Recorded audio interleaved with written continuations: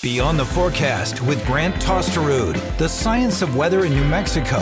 What makes the land of enchantment so unique? To understand, let's go Beyond the Forecast. Welcome to Beyond the Forecast. I'm Chief Meteorologist Grant Tosterud, joined today by meteorologist David Burgett. This is the show where we get a chance to dive into the science of New Mexico's weather, usually. But today we're doing something a little bit different. You know, in the newsroom, we're usually just the go-to station scientist in addition to the meteorologist. So today we're diving into the science of New Mexico's volcanoes. When most people picture New Mexico, they think of the desert, the mountains, sometimes cactus too. But not many people picture volcanoes, and yet our state is full of them. Yeah, actually, there's thousands of them scattered around the state if you weren't familiar. Yeah, we have the largest number of volcanoes than any other state on the continent or in the United States. We have the widest range of ages, the most diverse types of volcanoes, and some of the best preserved volcanoes anywhere in North America. Yeah, we have our weather to thank for preserving all those volcanoes through the dry and arid climate and lack of rainfall. Yeah. But some of those here, we pretty much have those textbook volcanoes from just all the calderas, domes, shield volcanoes, Mars, volcanic necks, and also some lava fields. And we're going to get into what some of this terminology means here later in this episode. But quick fun fact, about 20% of the U.S. national parks and monuments in the entire United States that have a volcanic theme are right here in New Mexico, which is more than Arizona, Idaho, Oregon, and Washington state combined. In fact, the Valles caldera in the Jemez near Los Alamos is one of the largest young calderas in the entire world. And when you're thinking about a caldera, you might even think about Yellowstone. That's a little bit more subtle in terms of the caldera, but our Valles caldera here in New Mexico, on the other hand, kind of gives you that classic collapsed bowl feel. Yeah. Or look, I should say. Right. And we have some big lava flows too. Two of the largest young lava flows in the entire world are right here in New Mexico as well. What's cool is that some of the geological terms that we use today to describe these lava flows were actually defined here in New Mexico, not somewhere like Hawaii. Yeah, and another place you might be thinking of is volcanic eruptions in the recent times is definitely Iceland due to one of the drifts that are there with the continental plates. Right, exactly. So New Mexico has an amazing concentration of volcanic explosion craters, which are called Mars. We mentioned that a little bit ago. They're formed when magma interacts with the groundwater, creating a steam explosion that blows a hole in the ground, basically. Yeah, it's a big explosion that happens with that reaction, and two of the examples here on Earth are in New Mexico, actually. So, and geologists from Europe actually come to New Mexico to study these types of volcanoes, and that term, actually, Mar, originated there in Germany previously. Right, but they all come to New Mexico to study them because we have better examples of them, which is pretty cool. And we can't forget about these volcanic necks or volcanic plugs. Places like Cabazon, Shiprock, two of the most iconic volcanic necks in the entire world right here in New Mexico. Yeah, and those, if you were wondering what those volcanic necks are, they're basically just hardened cores of ancient volcanoes left standing millions of years after due to some erosion. And southwest New Mexico is one of the largest concentrations of ancient supervolcanoes in the world. Yeah, and they actually go back about 25 to 35 million years ago for the last major activity. And it was mostly concentrated along two geological features, the Rio Grande Rift and the Jemez lineament. Yeah, and that Jemez lineament is actually 500 miles long. It stretches from central to eastern Arizona through northeast New Mexico. So around 27 to 35 million years ago, these early volcanoes started erupting, especially in southwest New Mexico. And these were massive eruptions too, David. Right, Grant. Roughly 25 million years ago, the Rio Grande Rift actually began to form. In one of our previous episodes, we talked about how the Rio Grande formed from that rift, actually, and that's from basically the pulling and thinning of Earth's crust that eventually led to the volcanoes to form, and also our mountain ranges and the Rio Grande. Right, so when it splits apart like that, it allows for some of the magma to work its way closer to the surface and fuels a lot of the volcanic activity. And it's cool kind of see how volcanic activity changed over time, and really about 12 million years ago, these eruptions shifted from huge, heavy ash super volcanic styles to more smaller lava dominated eruptions roughly 4,000 years ago. And that all changed thanks to the chemistry, David. Grant, exactly. If you look at the magma itself, it's something different about the magma. What changed was actually it was rich in rhyolite and it had a lot more silica in it. But as time went on, New Mexico's eruptions, they became more what's called basaltic, which means it's lower in silica. So the gases that the magma was developing, it couldn't escape, or it could escape more easily rather, and the eruptions were milder. Correct. And if you have high silica magma, it actually traps the gases, builds pressure, and eventually explodes violently.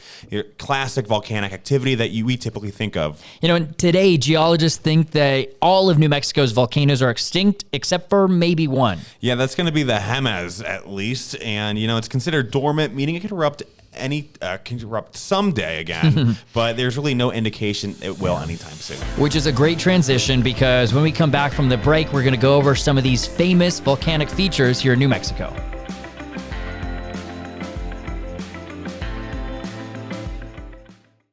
All right, so we've talked now about why New Mexico is so volcanically active, and we have thousands of volcanoes here in New Mexico. Many people don't even know are there. So we're going to get into some of them and why they developed and some of the different volcanic features across the state. Let's start with one that we've been talking about already. The Jemez Mountains and the Valles Caldera. It's wild to think that when you're up there and you see these forests and these streams, even waterfalls, and even towns and people living up there today, that the whole thing used to be the site of one of the most explosive eruptions in North American history. Yeah, and even hiking through there, you don't really think about that when you're just out there, at least if you're a visitor from out of town, to say the least. But the Valles Caldera formed about 1.25 million years ago when a huge eruption emptied the magma chamber beneath the Jemez Mountains. When the magma came out to above ground, it collapsed inward, forming that bowl-like caldera. And it's massive too. It's about 15 miles wide at its biggest point. That's huge if you think about that. And to put it in perspective, the eruption released about 300 times the volume of ash and rock compared to Mount St. Helens back in 1980. And what's also fascinating is that after that collapse, you had a bunch of smaller eruptions happening inside the caldera itself, which created these domes that we can even still see today. Right, so the story just didn't end with the big eruption, though. It has been simmering, reshaping itself for hundreds and thousands of years. And it's such a unique and special place now for so many New Mexicans and out-of-towners, too. You got the valley up there, the meadows in that valley, in the crater. It's surrounded by forests. It looks so peaceful, but you're standing in the remains of what was one of the most violent geological events imaginable during the time and even today. And there's still geothermal activity happening there, from hot springs to steam vents. It's all evidence that there's still heat below the surface, and it's quiet, but it's not cold down there. No, and if you think about one of the other volcanoes, if you drive eastward towards the plains in eastern New Mexico, you think of the Capulin volcano more than likely. And it's almost opposite of the Jemez and the Valles Caldera. It's a small, symmetrical, and perfectly preserved, a textbook cinder cone volcano. Cinder cone, exactly. I mean, you could literally drive up to the top of this volcano and walk around the rim. Right, and just Capulin erupted, if you didn't know, 60,000 years ago, about give or take a few years, but it's been part of the Raton-Clayton volcanic field, which covers most of northeastern New Mexico. Yeah, that whole region is just dotted with a bunch of different cone volcanoes and old lava flows. It was all thanks to the Jemez lineament, if you remember that we mentioned that in the beginning of this show. And Capulin just happens to be the most photogenic of all of those volcanoes up there, and the youngest too. Yeah, definitely picture perfect if you want to take some photos up there, but it just gives you a perfect example of how a cinder cone actually forms. Lava fountains from a single vent, typically fragments of molten rock, pile up around it, and you get that steep-sided cone shape that we typically might think of maybe a regular volcano. And if you stand on the rim and look out, you can actually see the other old volcanic features stretching all the way from what's north of us in Colorado to south of us in Texas. Yeah, it covers a large area. Okay, so from the northeast, we're going to go down to southern New Mexico to one of the more underrated volcanic features here in New Mexico. It's called the Carrizozo lava flow. It's one of the longest lava flows in North America, stretching about 44 miles long, and you can even see it from space. It looks like this dark scar kind of across the Tularosa Basin in southern New Mexico. Right, and if you're curious, though, it actually erupted from a vent roughly 39 3,900 years ago, Yeah. or 3,900, There you excuse go. me there, Yeah. which is shockingly recent for geological terms. Yeah, the lava there, it's mostly basaltic is what it's called. It flowed easily and spread out in these long, ropey patterns, kind of like what you'd see with the volcanoes in Hawaii. Correct. And those lava flow textures, the smooth, ropey surfaces, are still visible today. It's so well preserved that geologists actually kind of study it to understand modern basaltic eruptions. I always think it's fascinating too. If you've ever driven between Socorro or San Antonio and Carrizozo, you're driving right through the middle of this volcanic flow too, and it's one of the youngest lava flows in the continental United States. And then there's the Zuni Bandera volcanic field. It's actually huge, stretching about 2,500 square miles, and you got lava flows, lava tubes, and the cinder cone volcanoes like we just talked about. Yeah, there's so much to see out there as well, including the Bandera crater, which might be one of the highlights in that part of New Mexico. You can actually walk into the middle of this old volcano and on some of the lava tubes too. There's also the ice cave out there, which I think is really cool. It doesn't quite have to do with volcanoes or anything, but it goes to show that, you know, these lava flows and all this volcanic activity, it creates their own microclimates, because down at this lava cave, it's freezing all year round. There's ice down there that's been around for 100 or over 100 years. You can go from 90 degrees up above to freezing down below just by dropping a couple hundred feet. So it's pretty incredible to see. Yeah, I remember when you told me about that when we were doing our research. I was kind of astounded by that. And you told me there's so many microclimates. That's just one of them that I don't think many people would think of. Right. But, you know, those eruptions, they're pretty young, between 10,000 to 70,000 years old. Same as about Capulan too. Right. Might sound like a long time ago, but again, geologically, not that long. Kind of a blink of an eye in the history of Earth. So another area over there is El Malpais National Monument, probably driven by this. Again, encompasses most of this young lava flow out in that volcanic field. And you can see this from space too. It is absolutely massive. The name El Malpais comes from the Spanish word meaning badlands, the badlands. The area is very empty with these dramatic volcanic fields and sandstone bluffs. And then near El Malpais is, of course, Mount Taylor. It's hard to miss, either driving out in that part of New Mexico or even dominating the western skyline here from Albuquerque. Yeah, I heard about Mount Taylor a lot when I first moved here. And if you didn't know, it's a dormant composite volcano near Grants that climbs a little over 11,300 feet. So it's tall. So, no, it's really short. Yeah. But, you know, it's part of a larger northeast trending volcanic field. It is one of 4 sacred mountains that mark the Navajo Nation. And most volcanic activity actually took place from 4.3 to 1.5 million years ago. And the symmetry you see today is largely a result from the accumulation of fairly thick and viscous lavas later in the history of the volcano and outward radiating apron and debris that shed from these domes. Yeah, if you look at it, it looks like a stereotypical volcano. There's been some debate about how high it originally was before there was this destructive explosion with it, but it's generally estimated that it was originally about 12 to 13,000 feet, which would put it at one of the highest mountain peaks in New Mexico. Yeah, and Mount Taylor actually has a truncated cone with the shape of it, and the center is pointed at the head of the water canyon within the large summit amphitheater-shaped valley along the side. Right, exactly. So again, gives a pretty stereotypical volcanic shape to it. Not far from Mount Taylor is, of course, Cabazon. Cabazon is this volcanic neck or plug, and it stands a little over 7,000 feet above sea level and can even be seen from parts of Albuquerque. And yeah, the neck is solidified core of a volcano that erupted 2.6 million years ago, so a little bit longer. Yeah. And likely began from lava fountains from a vent, which built up the cones. Lava then pooled out of the interior of the cone and solidified into a massive plug. Then erosion later stripped that away to see what we have today. I think an even more famous example of a volcanic plug or neck here in New Mexico is Shiprock.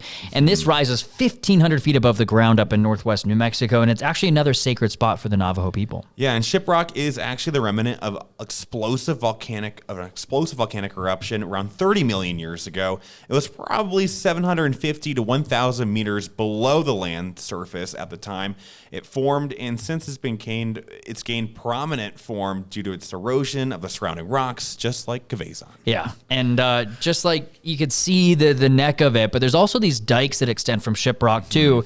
These likely would have been below ground at one point, but just like Cabazon or shiprock itself, the earth was eroded away from those dikes, and now they're visible today. It's really striking if you get a chance to go out there and see it. And then you look much farther south in southern New Mexico, and we find other volcanic structures like the Florida Mountains near Deming or the Potrillo volcanic field down near the Mexican border. Yeah, and that volcanic field is a good one. More than 100 vents in Mars that are encapsulated in it. And it's when you find the Kilbourne Hole, which is the huge Mar crater that formed from a steam explosion when the magma met the groundwater. So it's just a typical reaction that we would see with the hot magma in the cooler water. Yeah, exactly. And what's really cool, NASA's Apollo crews actually used the Kilbourne Hole and other volcanic sites here in New Mexico to practice identifying rocks for when they went to the moon. Hell, that's a fun fact I didn't know. Right? And it's one of the fun tidbits of trivia that ties New Mexico's geology